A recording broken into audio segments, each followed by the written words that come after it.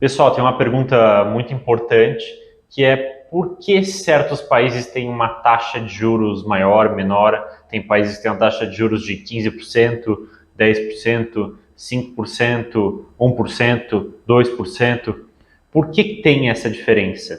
E aí eu vou explicar para vocês quais são os principais fatores na hora da gente precificar a taxa de juros. Então, o principal fator seria a relação entre a poupança e o investimento desse país. Ou seja, o quanto as pessoas guardam, quanto de fundos destinados a empréstimos essas pessoas guardam e quanto os agentes dessa economia querem investir. Então vamos aqui dar um exemplo do nosso gráfico. Aqui nós temos a poupança do país, poderia ser também os fundos destinados a empréstimos. Aqui nós temos a taxa de juros e uma relação de demanda e oferta nesse país.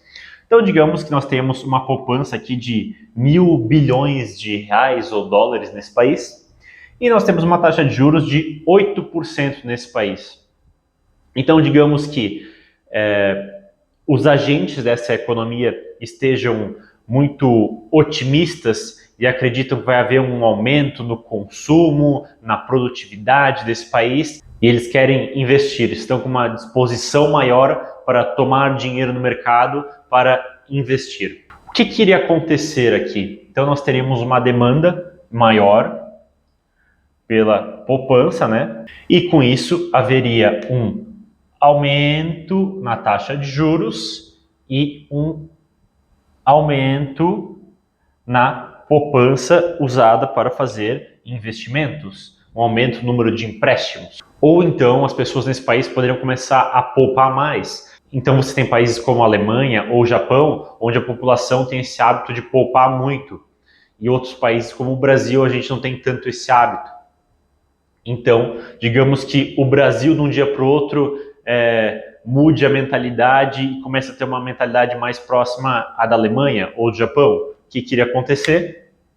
A oferta de poupança de fundos para empréstimos iria aumentar e aí nós teríamos aqui um novo ponto aonde a taxa de juros cobrada seria menor e a quantidade de poupança desse povo, dessa população, seria maior. Muito bem.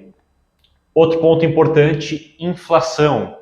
Então, nós queremos receber, quando você vai emprestar dinheiro para alguém, você quer receber pelo menos a inflação. Então, se a inflação de determinado país é 5% ao ano, você vai querer receber pelo menos 5% ao ano.